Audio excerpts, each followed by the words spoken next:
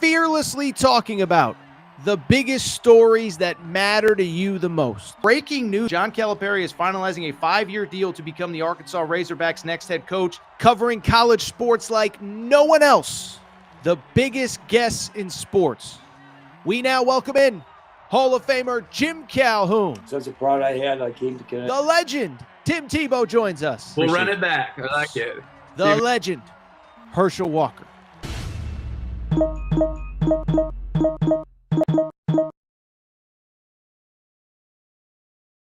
Welcome in, everybody. Little Sunday morning edition, Air Torres Sports Podcast. I'm your host, Air Torres. Hope everybody's doing well. Hope everybody's having a great day. Hope everybody had a great Christmas, time with family, all that good stuff.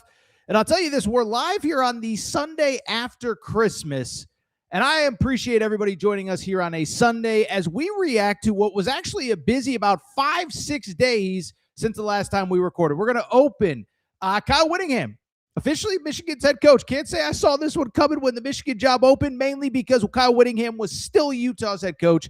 But we'll discuss not only the hire, but more so what's next. What is his staff going to look like? Can he retain the Bryce Underwoods of the world?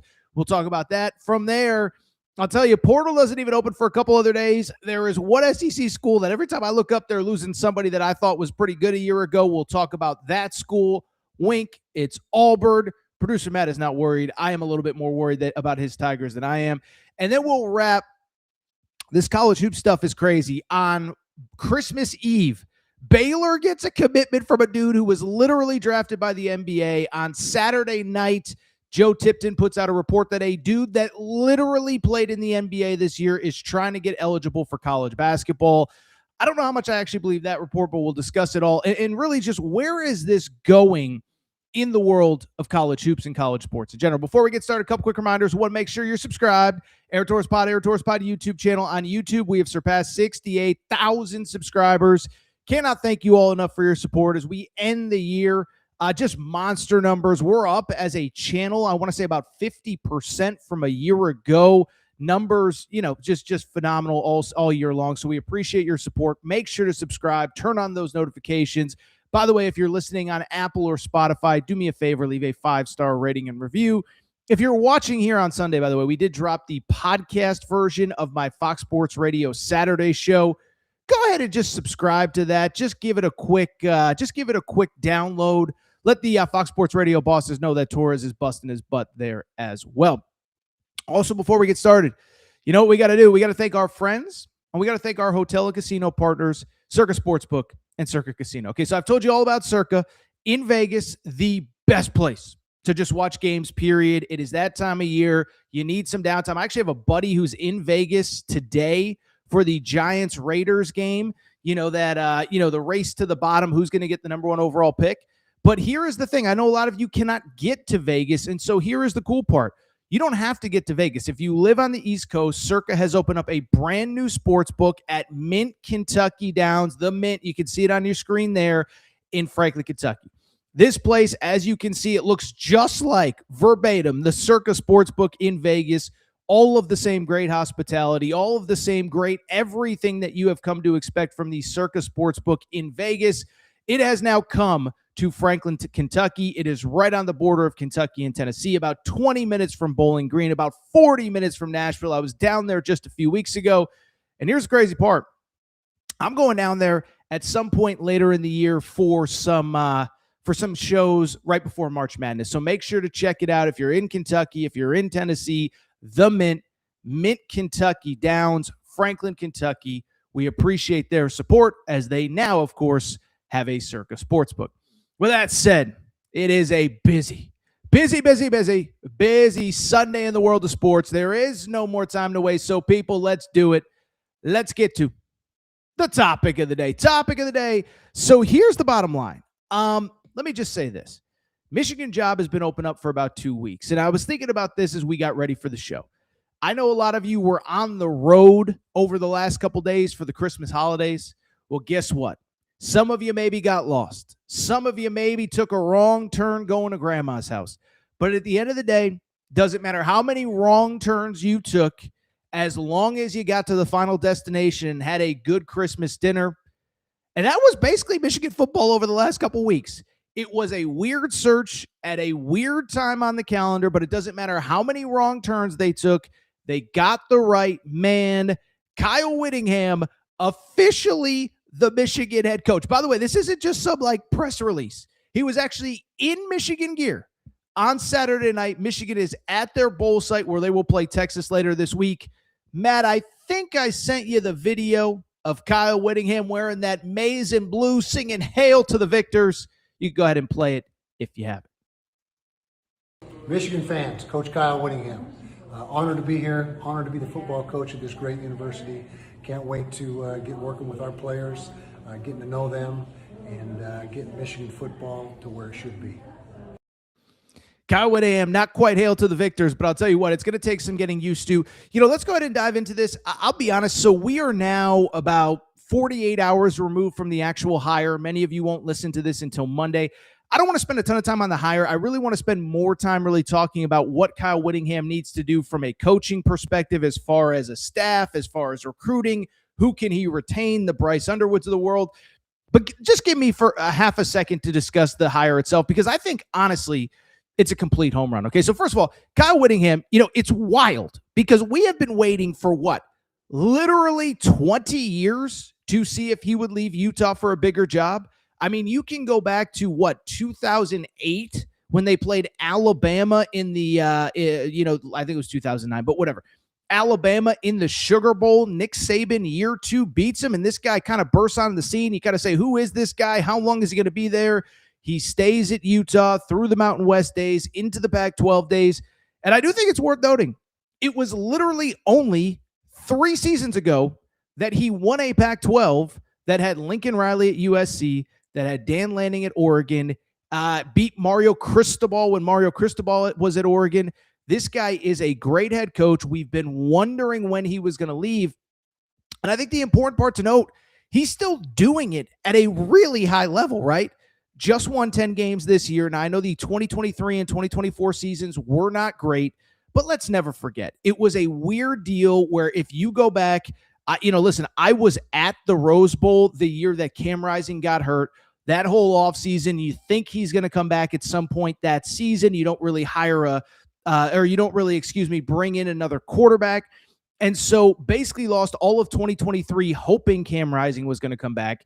You're positive he's coming back for 2024. Then, of course, he gets a medical red shirt right before the season. So basically you lost 2 years waiting for your quarterback to get eligible or to get healthy, He does not.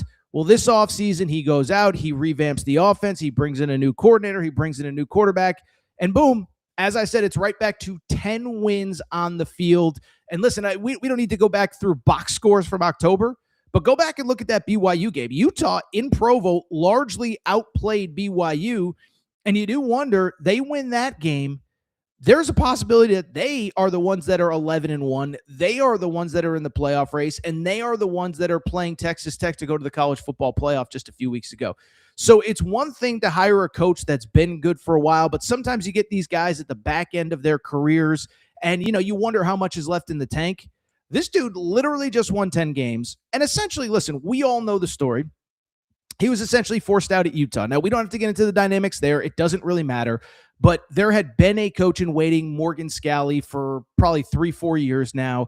They were wondering when Kyle Whittingham was going to leave. I think the thought was he was actually going to leave last season. Then you have the disaster without Cam Rising. He wants to come back. He wants to send it, to leave Utah in a good place. Well, the season ends. He doesn't want to leave. The school forces him out.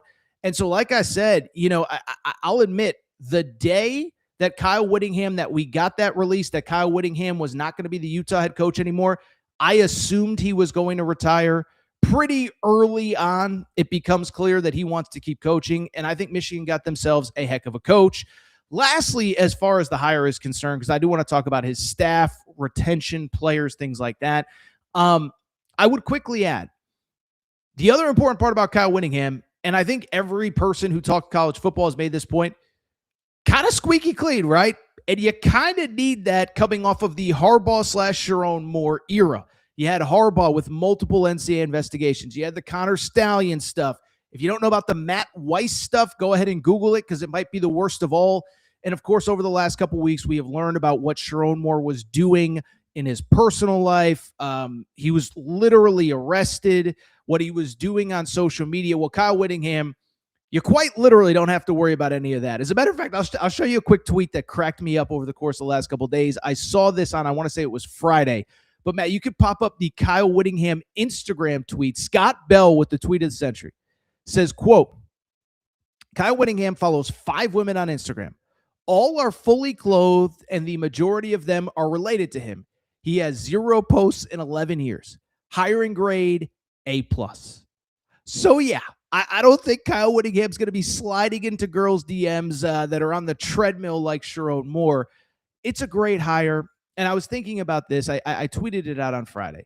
If the only argument against the hire is, wow, this is a great hire, but we might only get him for 5 years instead of 20, that's how you know it's a good hire, and that's exactly who Kyle Whittingham is. Now, here's the interesting part. So listen, I love the hire. We don't need to spend 25 minutes going through his resume. We spent, 6-7 minutes there. That's more than enough. I do want to talk about what's next, because I do think what is interesting about Michigan, I believe you're getting an upgraded head coach. You just won 9 games, and you actually did it with a really young roster. And so I've kind of coined this term. I believe that, the days of the 5-year plan are done. Now it is about the 5-week plan. Who's your staff? Who can you retain? Who can you recruit? And I think that's where it gets interesting for Kyle Whittingham. First of all, listen, I know the default is let's talk Bryce Underwood, but let's start with the staff, because the staff to me is going to be interesting just from the perspective of who's loyal to Utah, who expected to stay at Utah when Kyle Whittingham stepped aside, and who's sitting there saying, I was going to be loyal to Utah, but guess what? I can go to Michigan with Kyle Whittingham, better job, more money, stay with the legendary head coach. I'm taking that road. First of all, let's start with the offensive coordinator. And I thought this was interesting. Actually, even before that, I should mention, we do have a Michigan-specific Twitter page, Torres on Michigan. Just search Torres on Michigan on Twitter. Torres on Michigan, Torres on MICH. We do need, by the way, an intern to run it. If you are a Michigan student or a Michigan fan in college, you can reach out to me. Aaron Torres podcast questions at gmail.com. We need somebody to help us run the Torres on Michigan page. All right. So what are Kyle Whittingham's first moves? I think even before you start talking about Bryce Underwood and all that, you have to start with the staff. And I think, like I said, it's going to be interesting to see which staff members stay loyal to him, who stays loyal to Utah. It starts, in my opinion, with the offensive coordinator. Okay. So for those of you who are not, in the weeds on coordinator moves and who's going where and who's going here and who's going there, Jason Beck is a name to know. So Jason Beck was the New Mexico offensive coordinator 2 seasons ago, top 10 offense. And when the Cam Rising thing fell apart, Kyle Whittingham, I thought very smartly, went out and got Jason Beck from New Mexico, brought Devin Dampier with him, and boom, like lightning, that offense blew up. Okay, so for people who do not know, Utah, top 10 offense in America, top 10 rush offense, led the country in yards per carry. You don't think that sounds like a Michigan man? Because I think it sure does to me. And the good news, if you're a Michigan man, a Michigan fan, or a Michigan man, it feels like Kyle Whittingham is going to bring his offensive coordinator with him. Matt Zenitz from CBS Sports was the first to report. Matt, if we have the tweet, Utah offensive coordinator Jason Beck expected to be a target for Kyle Whittingham's OC job at Michigan. Sources tell CBS Sports. Led by Beck, Utah, as I just said, ranks 5th nationally in scoring with an average of 41 points per game. So hopefully you bring the offensive coordinator who just led you to one of the most productive offenses in school history. It's worth noting, by the way, Jim Harding, his longtime O-line coach, is believed to be following him. He's been at Utah for 12 years. He's helped obviously put together some of the great O-lines in all of college football. Then as far as the defensive coordinator is concerned, we are recording here at 11:19 Eastern time. The early reports are Jay Hill, the sitting BYU defensive coordinator, could follow Kyle Whittingham to Michigan. BYU, of course, won its bowl game on Saturday against Georgia Tech. As we record, nothing is official. If you see this and something does become official, don't get mad at Torres. I'm just reporting stuff in real time. So that's what the staff could look like. I think as interestingly, what becomes of the players and what becomes of the roster? Because here is the thing about Michigan I don't know enough people really realize is a couple things. As weird as last season was, as weird as the Sharon Moore departure was, again, follow Torres on Michigan for all this information. Let's never forget this. Michigan went 9-3 last year. So think about that. You basically had a coach who was completely checked out, sliding into DMs, wasn't focused on football at all. By the way, I didn't even get a chance to really fully dive into that Detroit Free Press report, but he was apparently screaming at assistant coaches, crying in team meeting. Like, the guy clearly in hindsight, I don't know how to say it delicately, but he was not focused on football. But you still went 9-3. And here's the crazy part. You went 9-3 with one of the youngest rosters in college football. So right now, Kyle Whittingham is about putting together a staff. And in my opinion, it's about retention, right? So the first big name, we all know who it is. It's Bryce Underwood, the former 5-star quarterback, number 1 quarterback in the class of 2025, who just finished his freshman year at Michigan. And so, listen, we don't know what's going to happen, okay? We don't know if Bryce Underwood wants to stay under Kyle Whittingham. We don't know if Kyle Whittingham wants Bryce Underwood. We don't know if Kyle Whittingham wants Bryce Underwood, but needs him to take a pay cut. Obviously, he was a very highly compensated NIL athlete over the last couple of years. But let me just say this. With Bryce Underwood, you can clearly see the tools. And to me, you know what this year was like for Bryce Underwood? No, he wasn't good, but the staff and the program were clearly a mess. You know what this is? I give Bryce Underwood a hall pass, right? We all know what a hall pass is. Husband and wife go, whatever. Husband's traveling for work, wife's traveling for work, whatever. We don't talk about it. We don't acknowledge it. We know it happened. That's kind of how I feel about Bryce Underwood's first year. We don't talk about it, but we know it happened. But I don't blame him that he wasn't great, and I would love to see what he can do with a real staff, especially, by the way, again, Jason Beck, a coach that is known for developing offenses around a running quarterback. Devin Dampier was awesome this year at Utah. He was awesome 2 years ago at New Mexico. Now imagine him with a quarterback that's 6'4" instead of 5'10", that's just as fast with just as big of an arm. It's exciting to think about. And to me, this is Kyle Whittingham's first big move. Now, the good news is Bryce Underwood seems to be excited about the situation. Now, I know this is what he's supposed to say, and we'll see what actually happens after Michigan's bowl game. Once the portal opens, these guys all have agents. There's no doubt that the agent has probably been shopping around Bryce Underwood to other schools during the time that Michigan was looking for a head coach. But at the same time, Bryce Underwood was asked about Kyle Whittingham's hire at the bowl game. Michigan plays Wednesday. They arrived at the bowl site on Saturday. And Matt, you could pop up that tweet as well. Bryce Underwood telling reporters, quote, I was actually pretty excited. Really excited to see what he does for the University of Michigan. And it seems like, at least for now, he's totally on board. So listen, I'm biased. I'm selfish. And when I say I'm biased, what I mean is this. I can see the tools with Bryce Underwood. I just want to see what he looks like with a real coaching staff and a coach that is more interested in developing him and not liking pictures on Instagram of girls on a treadmill. Okay, so that's Bryce Underwood. I think what's also worth noting, most of the rest of the team was really young. I don't know how many people know this, but the leading receiver on this team, a guy by the name of Andrew Marsh, was a true freshman, showed flashes. He was very clearly Bryce Underwood's number 1 target. Bryce Underwood loved throwing to him, and he really emerged as, I thought, one of the better young receivers in the Big Ten by the end of the year. By the way, the running back room, it's kind of interesting, right? Because you have a situation where Justice Haynes, I thought, was playing like a Heisman Trophy candidate early in the year. He goes down with injury. I think the big question for him is he interested in coming back? He is, of course, draft eligible. There's the possibility of going pro. But I think we also know that in this world that we live in, it might make sense for him to return. If he's going to be, and I'm not an NFL draft expert, I'm not breaking down, draft tape in December here. But listen, Justice Haynes rushed for 857 yards, and he only played in 6 games this season, had 5 100 rushing yard games before getting hurt in late October against Michigan State. He could return. You know who else could return? Jordan Marsh, the second leading rusher, who ended up rushing for almost 1,000 yards, despite the fact that he basically was a backup for 2/3 of the season. He could be back. Oh, by the way, I mentioned Andrew Marsh, the leading receiver. I thought this was interesting. Do you know that Michigan, this school that for years has had this elite O-line that just keeps pumping out player after player after player after player, 3 of the starters on Michigan's O-line were redshirt freshmen, including both tackles, Andrew Sprague and Blake Frazier.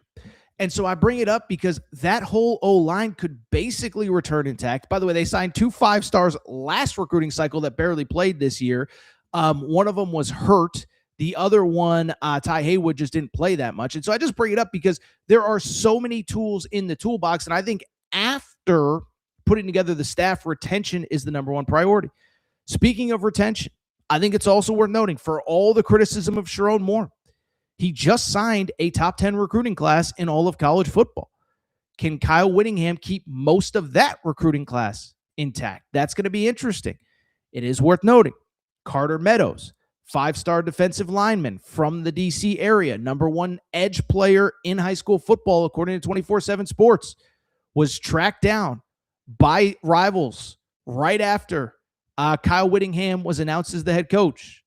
Carter Meadows seems to like the hire, saying, quote, "I'm feeling good. It was a long process. We waited for the outcome, and based off of what I know about Coach Whittingham, I'm confident." So when the number 1 player in your class, who's also the number 1 edge rusher, seems like he is going to stay committed, I think it's a good time that he is going to stay committed and that most of the class is going to stay committed as well. And so I'm just telling you, you start putting together the pieces of who could return. A second year of Bryce Underwood, Andrew Marsh at wide receiver, basically the entire O-line. Defensively, Michigan has never had a problem for basically the last 10 years since Don Brown left, when they started with Mike McDonald and then Jesse Minter and then on and on. And so I just bring it up because this is a team that could very easily they're a plug-and-play team, okay? Like we talked about this with a couple of these teams that when the jobs opened up in the in over the last couple weeks, is like, yes, Arkansas in the SEC is a total rebuild. Auburn wasn't necessarily a total rebuild. You had a roster in that building that was right on the cusp that just needed the right coach. Now, we're going to get to Auburn in a second because they've had some portal issues already. But I just bring it up because Michigan is in that class. 9-3 last year with a coach that was totally distracted. And so now it's about putting the staff together. It's about retention with Bryce Underwood. It's about retention with the top 10 recruiting class. And I'll say this, I will be curious to see if Kyle Whittingham can make any surprises or any pulls from Utah as well. Now, I will say with Utah, I'm not going to start speculating too much on who could come with Kyle Whittingham, but I do think it's interesting, right? I think if Kyle Whittingham did not get another head coaching job, I think that 10-2 roster mostly stays intact. But now guys have to sit there and say, the ones that have the opportunity, I can go to Michigan to keep playing for the coach that I always wanted to play for, or I can stay at Utah for a first-time head coach that I just don't know much about and how good he's going to be. I think it's worth noting. The early name that I've seen speculated from the Utah roster, and I think I saw him tweet support of Kyle Whittingham, the leading rusher, Wayshawn Parker, 931 yards, 6 touchdowns. I believe, I couldn't find it when I looked for it on Sunday morning, but I believe he tweeted something about go coach Whittingham, whatever, blah, blah, blah, blah, blah. And there's already speculation he could follow. And then I think it's also worth noting, Utah just put together one of the best recruiting classes they've ever had in program history. And I thought it was worth noting, Kelvin Obot is a 5-star offensive tackle from Idaho. Could he follow Kyle Whittingham as well? His lead recruiter was Jim Harding, the O-line coach, who it feels like is going to follow Kyle Whittingham. So we'll see what happens. I'll just wrap by saying this, man. Listen, we've talked enough about what could happen. We will certainly be following what will happen. As always, make sure you're following our Torres on Michigan account for all your late-breaking news. If you are an intern interested in getting some internship credit to help me run that, you can reach out to me at Aaron Torres podcastquestions@gmail.com. But I'll just wrap by saying, I think it's a home run hire. And I think it's not only a home run hire, I think we could look back in 2, 3, 4 years and say Utah made a colossal mistake deciding to rush out Kyle Whittingham when he clearly didn't want to leave. All right, so what we're going to do, we're going to take a quick break, come back. When we do, we'll get some questions in the chat, and then do want to get to another interesting college football story because, portal's not even open for another couple days, and one SEC school cannot stop losing marquee players. We'll discuss that. Then we will discuss this crazy new world of college hoops. Are players that are currently in the NBA being recruited by your favorite college hoops team? We'll discuss all that next.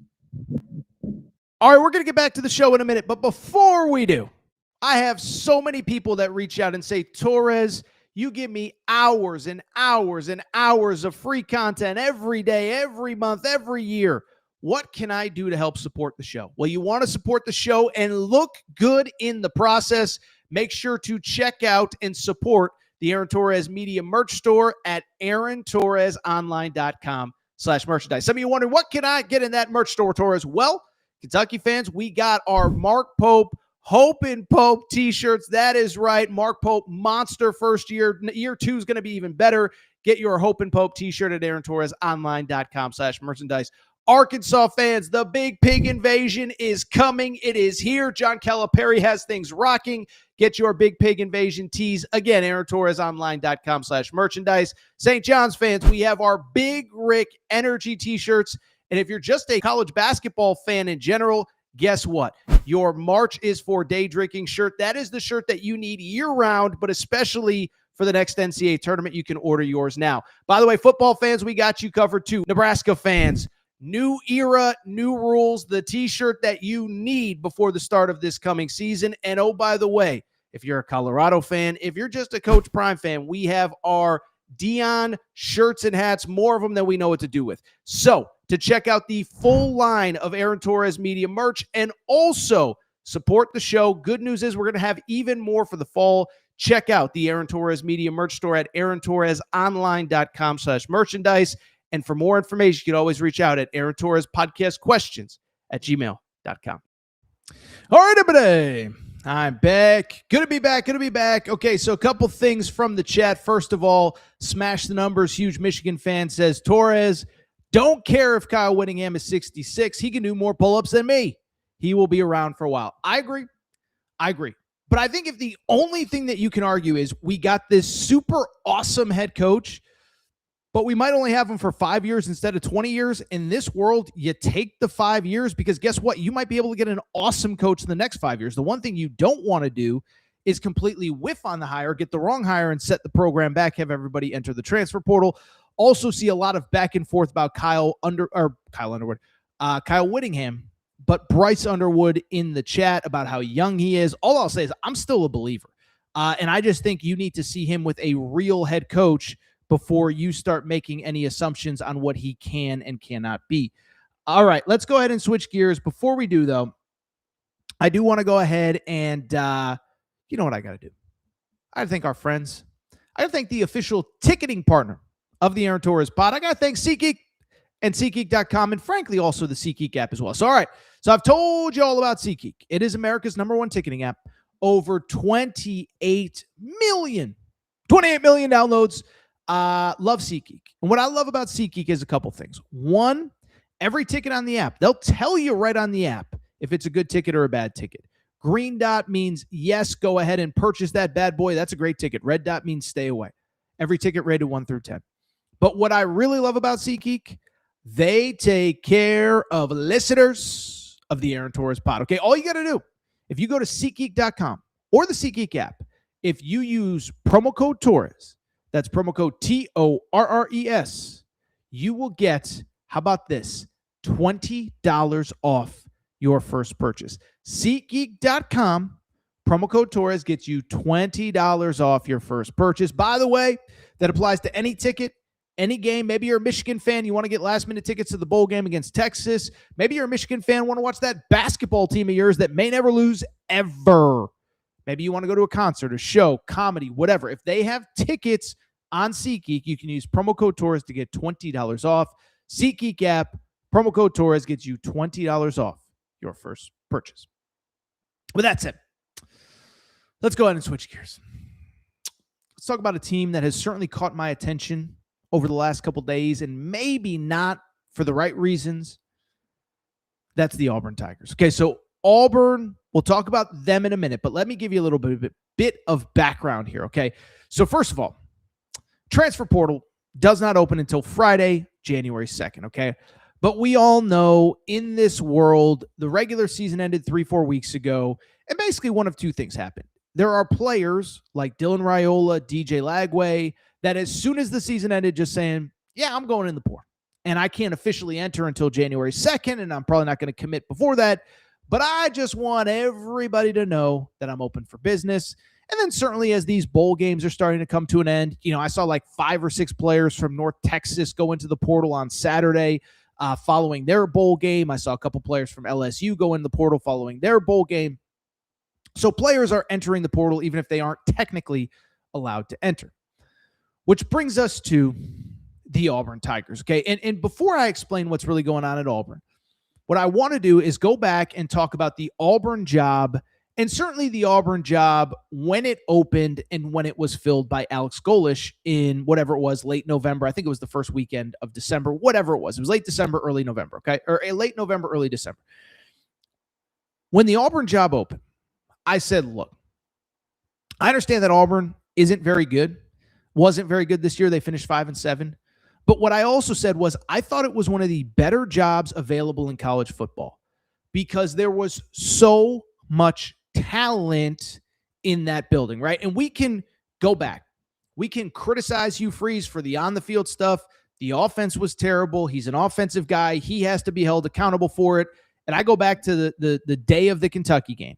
When that Kentucky game ended, I said he's done. There's no way you can bring him back after that. But at the same time, the one thing you cannot blame Hugh Freeze for is he inherited a team with essentially no talent where Brian Harsin stopped recruiting. And to Hugh Freeze's credit, he truly elevated the talent in the program. Gets the job in the fall of 2022.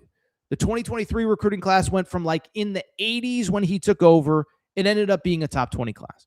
Then in 2024, then in 2025, the only 2 full classes that he signed, they were both top 10 recruiting classes in that specific season.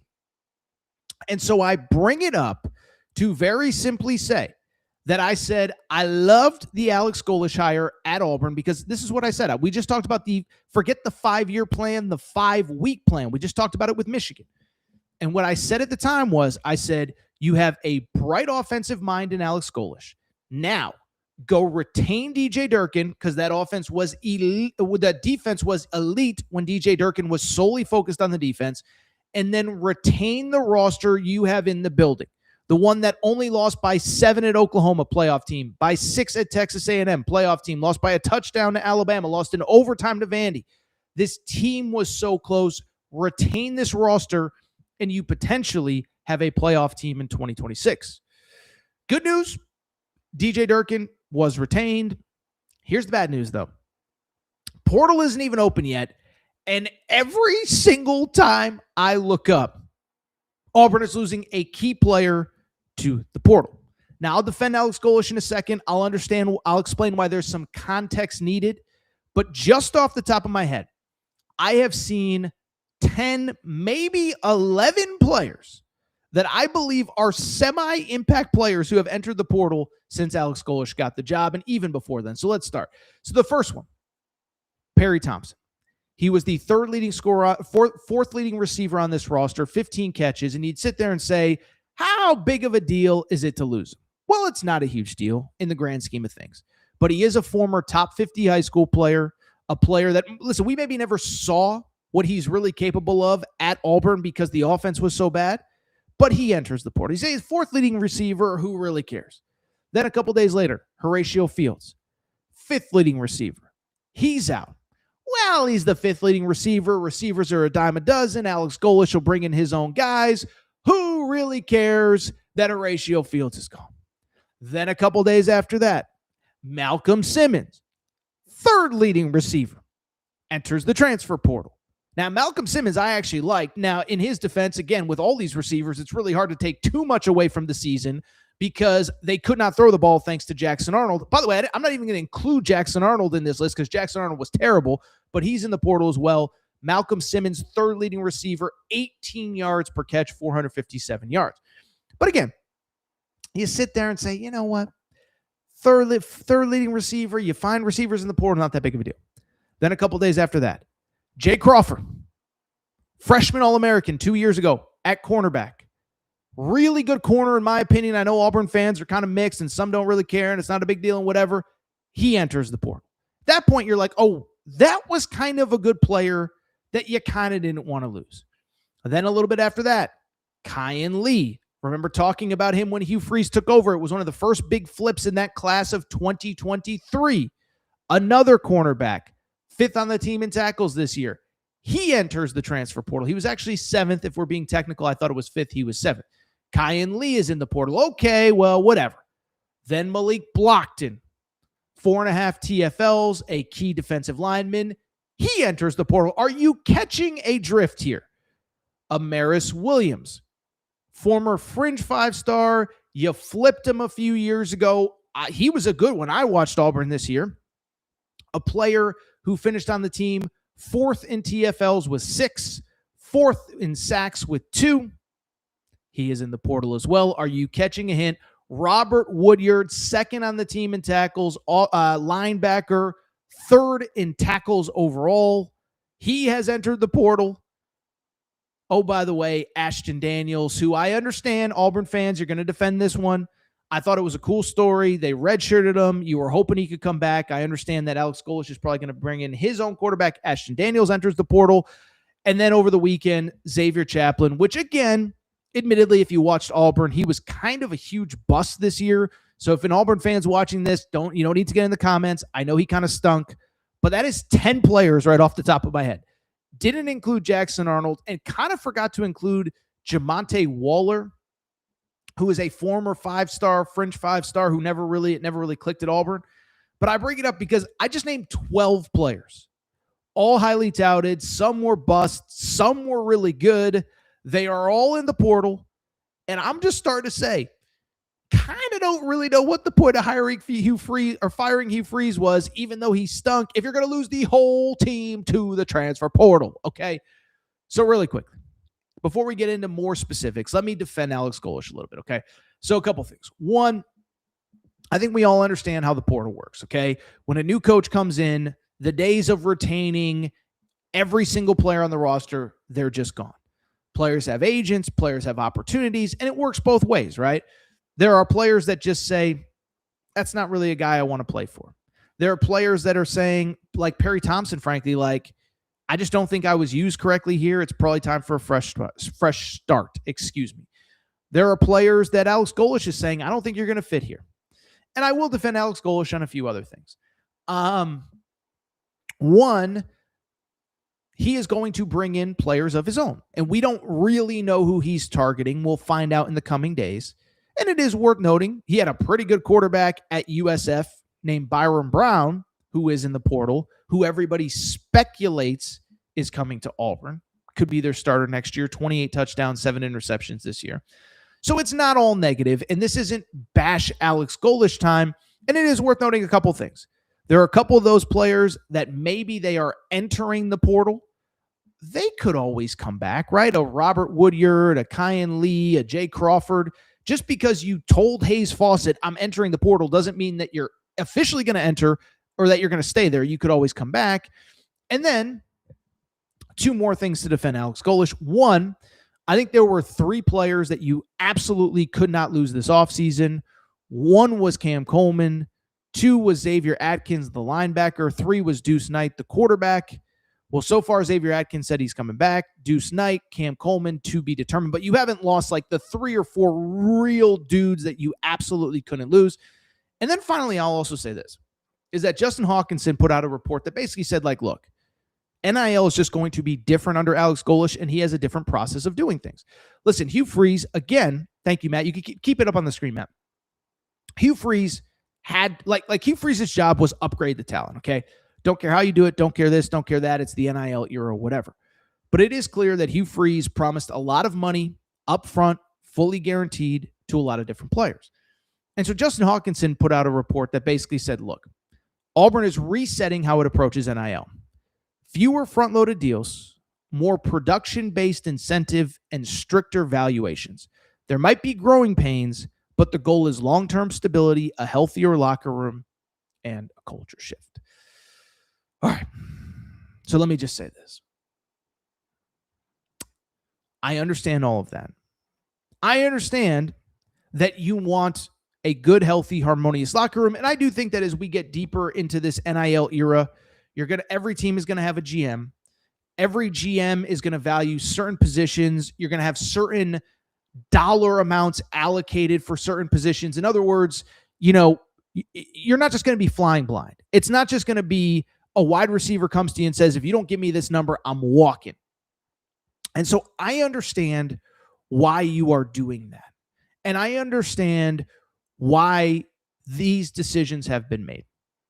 What I would counter by saying is this, though, is that the whole point of firing Hugh Freeze, in my opinion, besides the fact that he just wasn't winning on the field, was that you had a very small window where, as I said a minute ago, you had a championship caliber roster on campus. And all you had to do was find the right coach to take them to the next level. Again, this isn't rocket science. You had a top 20 class in 2023, but really the entire core of the program was the 2024 and 2025 recruiting classes, the guys that are now going into their junior and sophomore years. And so you go back to the conversations that we had about Auburn dating back to the summer. I said Hugh Freeze's entire tenure is going to be basically boiled down to what he does in the 2025 season. And then I said, I think the 2026 season is what he is building for.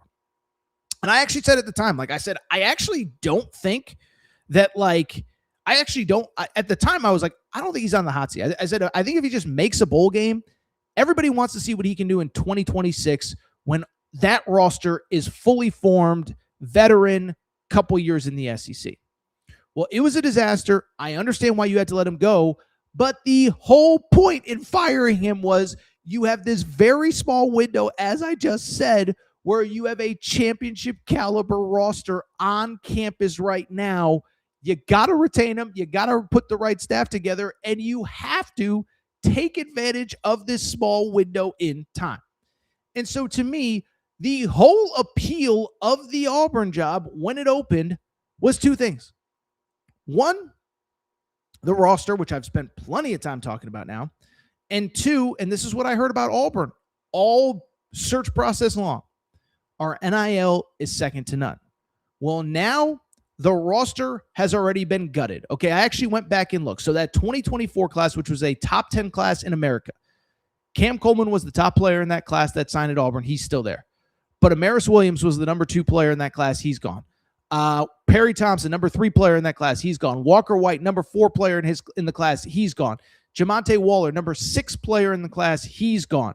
Malcolm Simmons, number 8 player in the class. He's gone.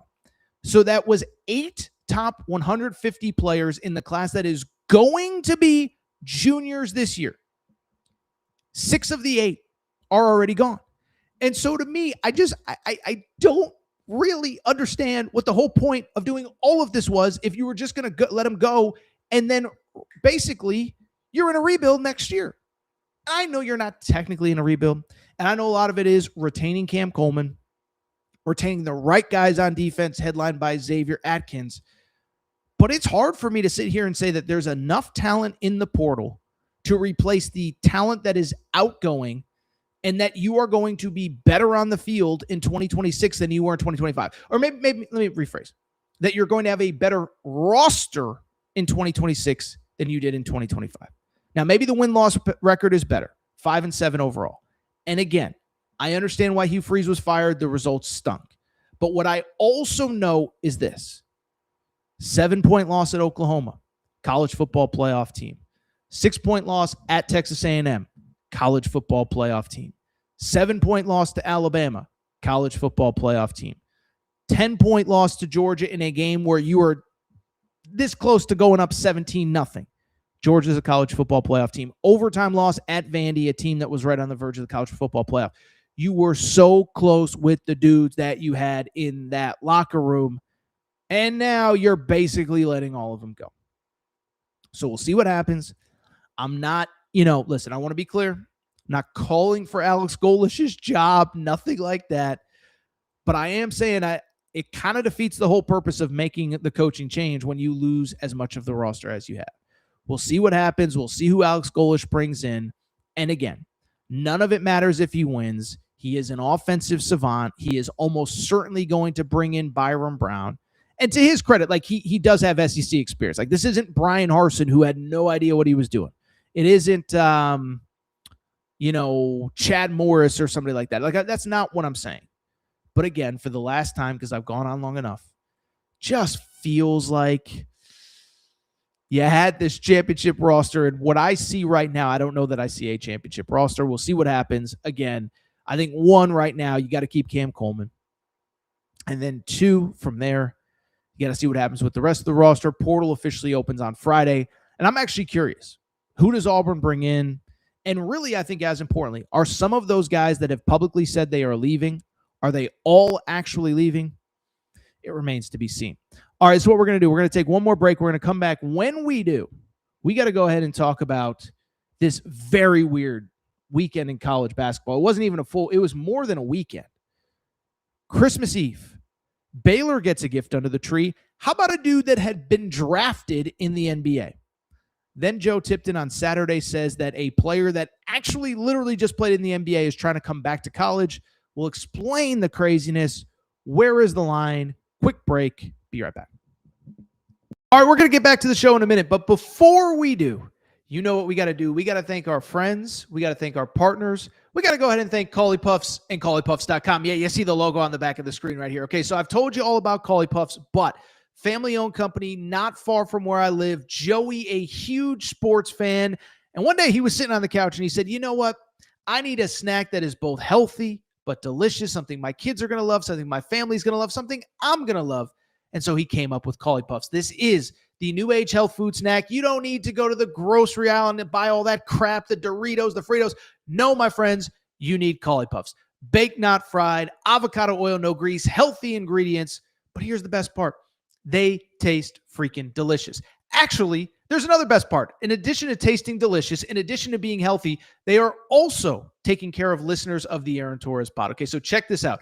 All you got to do is go to CauleyPuffs.com. That's CauleyPuffs.com, CauleyPuffs.com, and you can get 15% off any purchase with the promo code Torres. That's Torres, Torres. It's that simple. 15% off any purchase. One bag to try them out, 100 bags to cater a party. Doesn't really matter. Promo code Torres. CauleyPuffs.com gets you 15% off. Cauley Puffs also available on Amazon. You obviously can't get the promo code there, but CauleyPuffs.com, CauleyPuffs.com, promo code Torres gets you 15% off any purchase. Thank you to our friends at Cauley Puffs.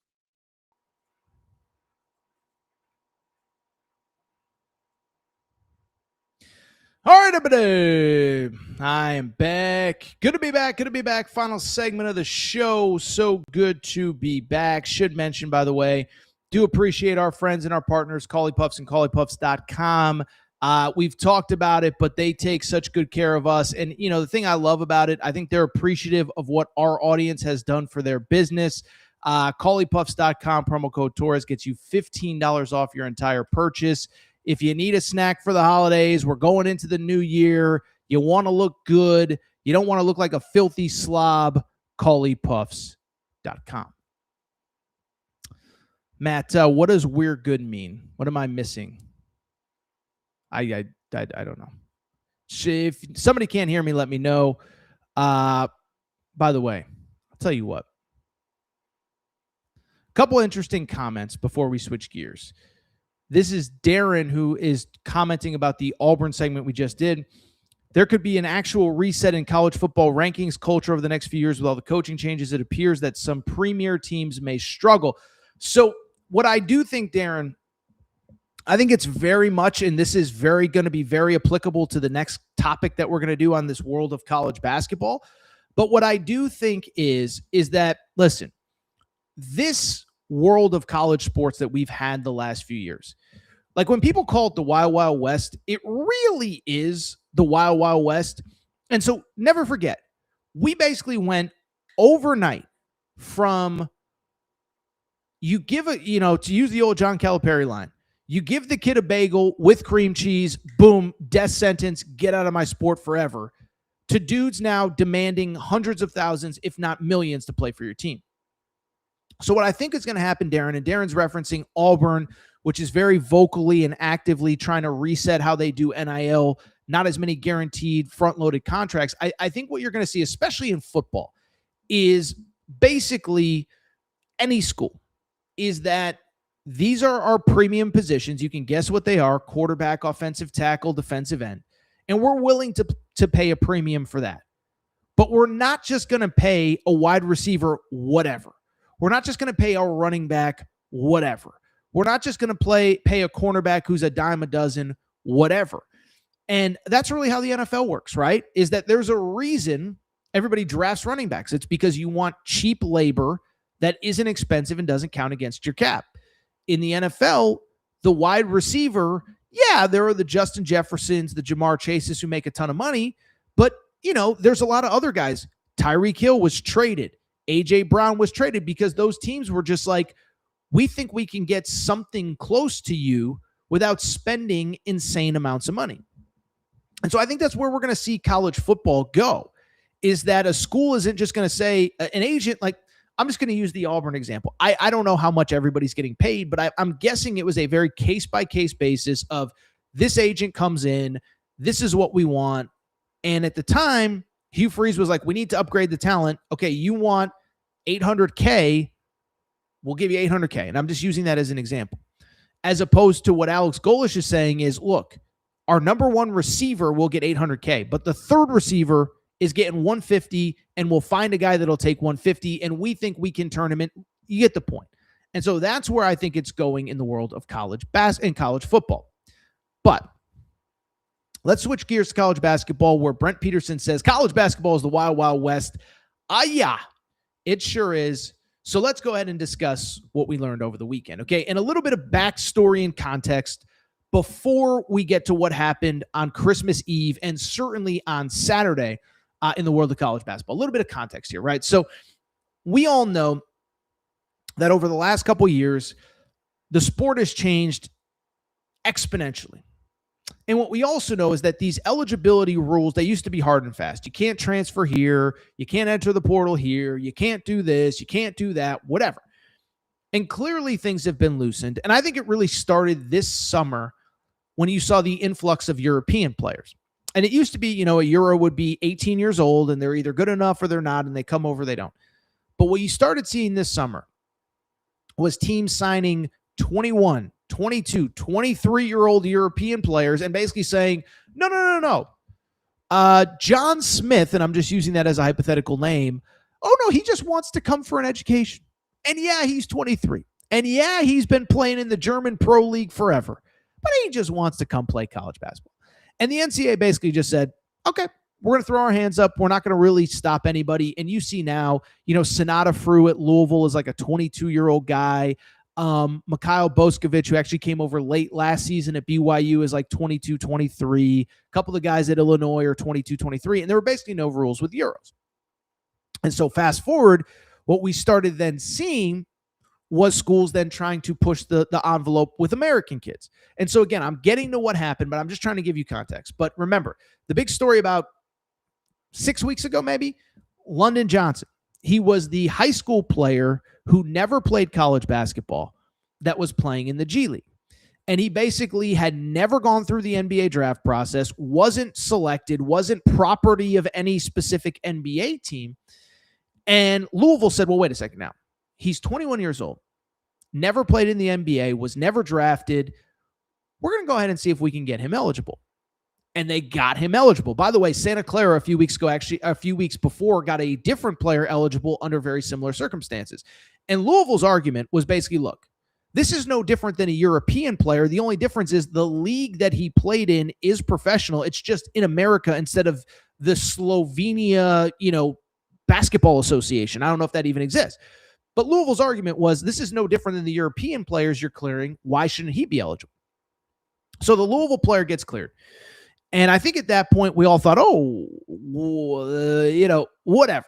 It's an interesting story, but let's not make too much of it, because we're never going to be in a world where you let players that have played in the, like, there's a line that at some point the NCAA is going to draw the line in the sand. Then Christmas Eve came. And the story that I think it was the only story in sports really on that day, but Baylor, you see the logo right there. They signed James Najee, who was the 31st overall pick in the 2023 NBA draft. Matt, I'm not sure if I sent you the Joe Tipton tweet, but you could pop it up really quick just so people can get a little bit of context. There it is. 31st overall pick, 2023 NBA draft, committed to Baylor. And so right there, you sat there and said, oh, this is way, way, way different. This is not some dude that is of professional age that didn't get drafted. James Najee was drafted by the NBA. His rights are still owned by the NBA. He was part of the Karl Anthony Towns trade. And now he's committing to play college basketball. And so when that happened, he said, goodness gracious, this is crazy. And at the time, this goes back to last Tuesday, Wednesday, whenever it was, I tweeted, I said, look, I can tell you, I know that schools are actively recruiting players that have played NBA games, right? Because if you're going to, James Najee, so we had the line in the sand of professionals that never played in the NBA. Then you had the line in the sand with James Najee of a professional that was drafted, but to be clear with James Najee, the player I just referenced, he never played in the NBA. He was drafted. He's been in Europe since. His rights are owned by an NBA team, and he had never played in the NBA. Well, then you get to late Saturday night. And I'm not even sure how many of you have seen this by now, but Joe Tipton, yet again, late on Saturday night, said that Trenton Flowers is being recruited by a bunch of colleges. And, you can find the exact tweet.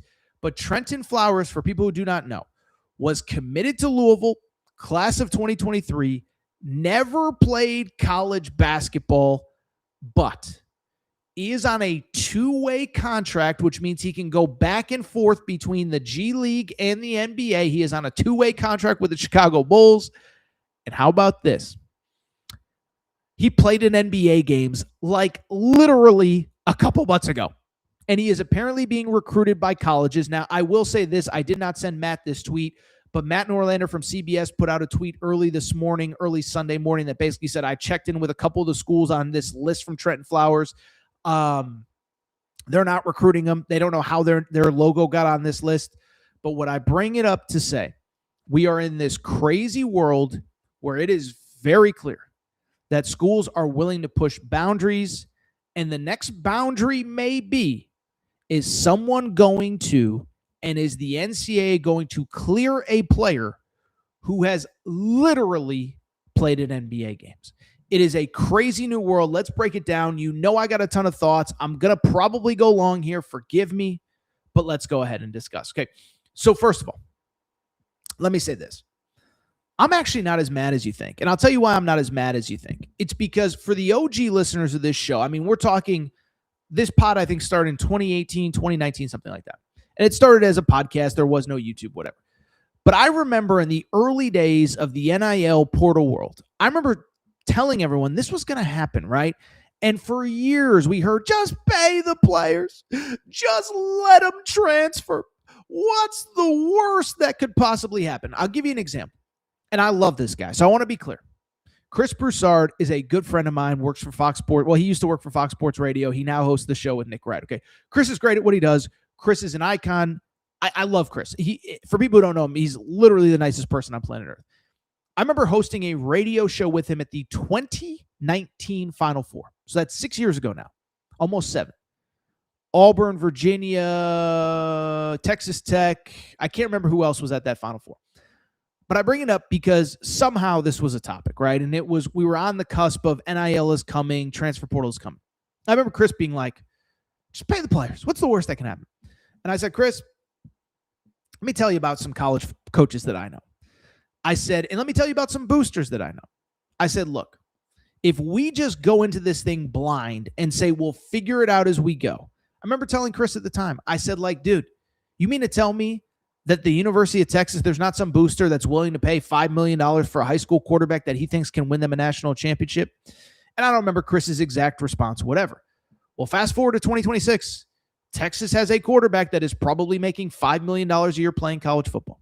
It was the same with the portal. Oh, just let him transfer. I remember you got called racist. You were like, you're trying to hold back young athletes and you're racist if you don't want them to be able to transfer. I'm like, it's fine. We're just going to get players that are playing 5 schools in 5 years, 4 schools in 4 years, 4 schools in 5 years. No, that's not going to happen. You're racist. Okay. Well, TJ Finley is literally trying to get a 7th year of eligibility where he will play at a 7th different school next year. So it all happened. Everything that I told you in 2020, 2019 would happen would. And it was the same with all of this eligibility stuff. I said, I know college basketball coaches. They are going to push every boundary they possibly can to get dudes eligible and to get the best players that they can. I remember going back to the grad transfer era. Remember, grad transfers were the only ones that could sit out without a year of eligibility, without losing a year of eligibility. They could play right away. I remember hearing horror stories of coaches on teams that had players that were set to graduate, and other schools in their leagues were calling other schools to tamper with them. In other words, I'm Aaron Torres. I'm a star at a small school. I'm at a star at Central Connecticut, and I have a year of eligibility left, but I've already graduated. And Central Connecticut's big rival would call up UConn or Villanova or Baylor or whoever and say, this dude Torres is pretty good. You should check him out. He can graduate this year. You can get him eligible to play right away. And it was obviously helping the schools in their league to get the good players out. So these are things that have been going on for 6-7 years. And so I've never been that mad about all of this stuff. I would add too, I don't think it's that big of a deal because I don't know how good any of these players are. Like BYU just signed a guy out of the G League. Played 2 minutes the other night in his debut. Trenton Flowers, I'll tell you, I had Kentucky fans. Are we recruiting this guy? How good is he? I'm like, he's fine. I don't think he's better than Jaden Quaintance. I don't think he's one of the best. If Trenton Flowers became eligible today, I don't think he becomes one of the 50 best players in college basketball. Rather have AJ DeBonsa, rather have Caleb Wilson, rather have Yaxel Lendenberg, rather have Darius Acuff, rather have Solo Ball, Terrace. I mean, I'm talking like all of the big players in college basketball. Like if he committed to Kentucky tomorrow, I think he's maybe a little bit better than Colin Chandler. I don't think he's significantly better. So I don't even know how good most of these guys are. But what I will say this is that, one, if the NCAA somehow clears this guy, and there's still speculation on if they would, I think it creates, you think this has been the wild, wild west before? Oh, it's going to get 30 times crazier now. And what I was actually thinking about is that I actually think, for the first time, I actually think college basketball would have a little bit more leverage over the NBA. But before we even get to that, let me kind of just explain big picture why I just think about let me just put it this way. Just think about all the crazy stuff that is going to happen the way that we're going. First of all, let's just take the James Najee thing, right? James Najee is the kid that committed to Baylor. His rights are owned by an NBA team right now. And so here's my question. He is eligible. Like, he is going to play the next time that Baylor takes the court. He is going to be wearing a Baylor uniform. And so I only bring it up because my question is this. What if he comes out and he's gangbusters and he's amazing, and he averages 22 points and 18 rebounds over his first 7 games, and the New York Knicks, who own his draft rights, are like, oh, he's good. Could the Knicks call him up at midseason? Could Baylor lose him 10 games in? So you have that hypothetical. But to go back to what I said, I actually think college basketball now, this is the first time where I think the NBA actually has to come to college basketball and say, we need to work together to create some guidelines, okay? And let me explain why.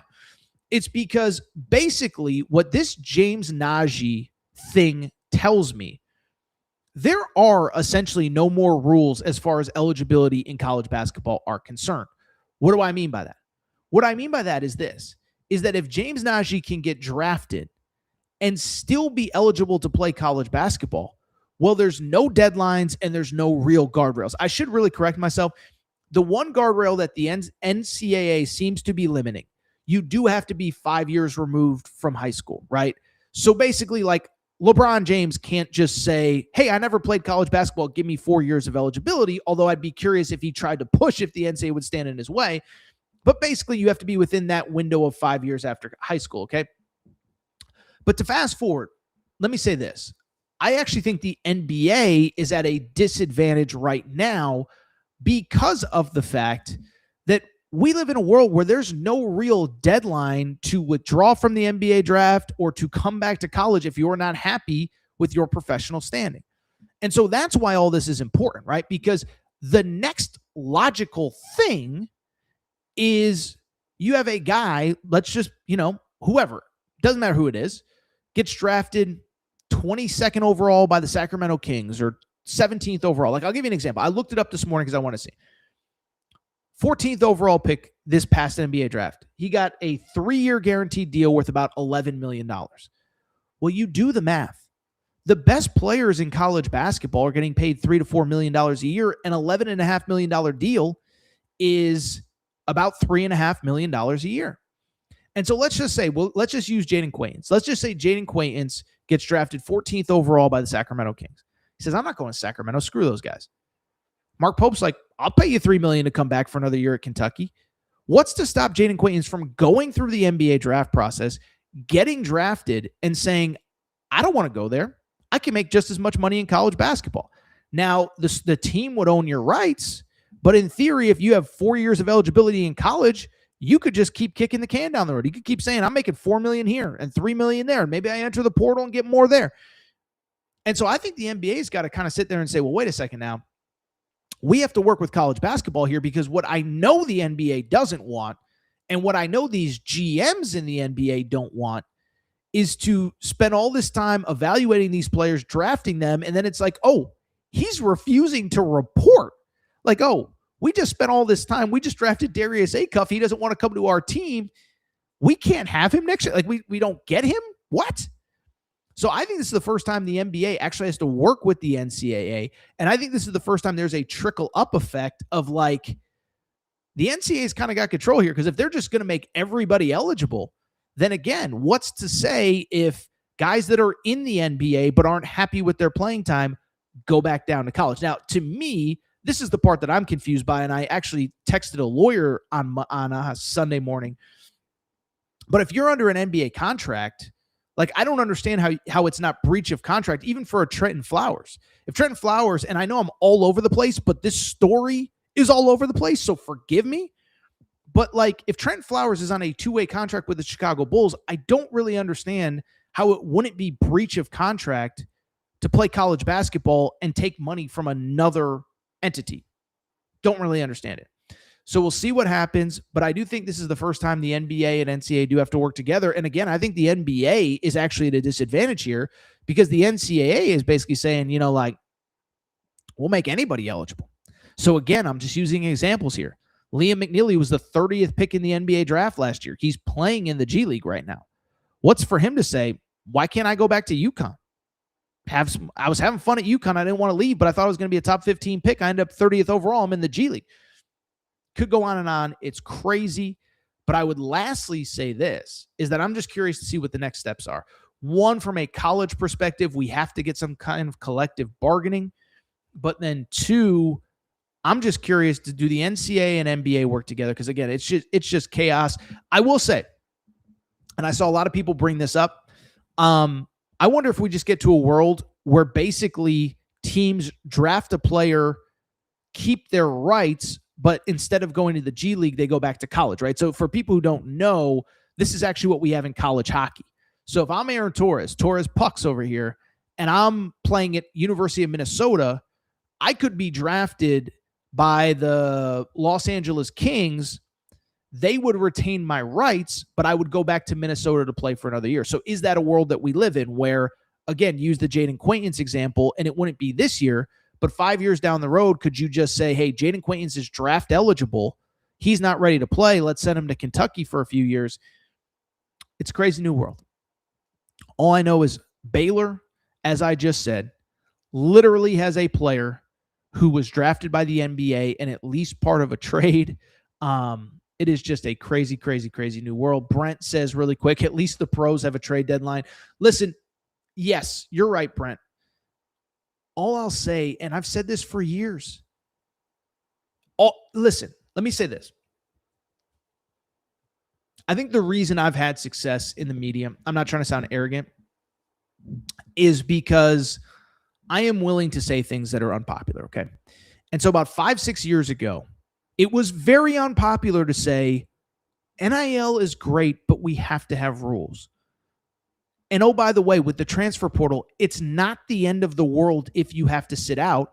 But I remember talking to coaches 5 years ago, like, Torres, do you understand how many transfers we will have? And there were so many people in the media that were like, just let him transfer.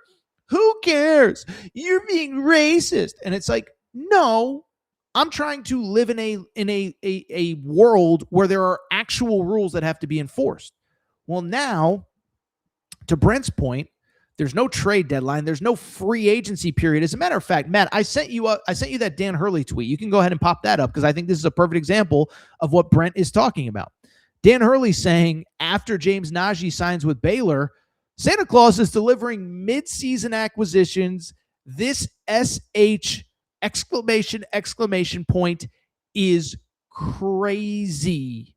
So yes, even Dan Hurley's like, what are we doing? But I don't blame the coaches. Any rule that is in place, the coaches are going to push to the boundaries and going to try to exploit. I blame really two entities, and it's not the NCAA. I blame lawyers. I think lawyers have ruined this thing more than anything. There's good lawyers. Good lawyers. Let me be clear. Good lawyers. There are also bad lawyers that every time the NCAA can be pushed in court, they're sitting there saying, let me get my client a few more bucks. And I think it's hurting the sport overall. And this is why the NCAA can't put in rules, because they know the lawyers are going to take them to court every single time. By the way, I'll tell you this. I've had lawyers reach out to me, say, hey, can you fight for my guy? Can you send out a tweet? And I'm like, no, because I don't think your guy should be eligible. I'm not doing it. I'm sorry. You're not getting my social media feed to promote your dude because I just fundamentally disagree with it. So I blame the lawyers and I blame the media. Because again, on social media a few years ago, it was so cool to say, just let the players transfer. What the worst that could happen? Well, we now see the worst that can happen. There are no freaking rules, and I blame the media as well. Really quickly, I saw one other comment. Darren, who's I believe a Kentucky fan in Australia, says Calipari called for players to be paid years before NIL started. But Cal, to his credit, Cal wanted some sort of structure where there were actually rules around it.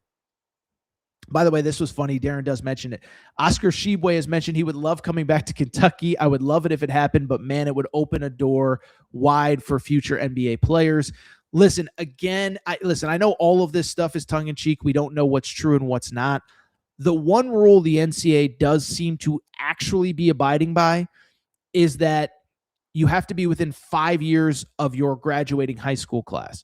I do think that window has passed for Oscar Shibwe because I believe he played 4 years of college basketball, one at West Virginia, another year at West Virginia. I don't know.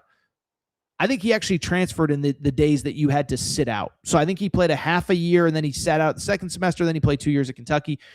So I know Oscar was being tongue-in-cheek and, whatever. Oscar's a freaking legend. I love him. National Player of the Year. I'm just saying is like, I don't think he's actually eligible. And then Corey brings up a great point, which says, back in the day, you could do exactly what I just mentioned, which is draft a guy and then let him play college. Larry Bird was famously drafted by the Boston Celtics and then went back to school to play for Indiana State. So we'll see what happens, but it is a crazy new world. All right, I'll tell you what, I'm going to go ahead and get out of here. First of all, appreciate everybody who tuned in here on a Sunday morning in between the holidays. Again, I said it off the top. I hope everybody had a great holiday. Knew it was going to be a little bit of a smaller audience today. We thought about doing it at nighttime, but I just felt like, let's get this show out. You guys consume it when you can, and we're not going to stop pumping out content. We'll probably be back Tuesday morning to preview the college football playoff, and we'll have plenty more from there. If you're not subscribed to Aaron Torres Pod, make sure to do so. Apple, Spotify, Amazon Music, Google Music, wherever you listen to podcasts, make sure to subscribe. Also, make sure to rate and review the show. Go ahead, give us a quick 5 stars. Let us know what you like, what you don't like, all that good stuff. Make sure you're following on social media at Aaron_Torres on Twitter, at Aaron Torres Pod on Instagram, Aaron Torres Podcast Questions at gmail.com, Aaron Torres Podcast Questions at gmail.com. We appreciate your support. Probably be back Tuesday morning, and then we'll probably be back Friday morning, which is the second, right after those college football quarterfinals. Time for me to go. Appreciate your support. By the way, apparently Kyle Whittingham is literally having a press conference right now, so I might go watch it. Shout out to Torrin Craig. Shout out to Rachel, who hates my voice. Shout out to JJ Reddick. You have had unblock me, bro. I'll be back probably Tuesday morning. New episode. Aaron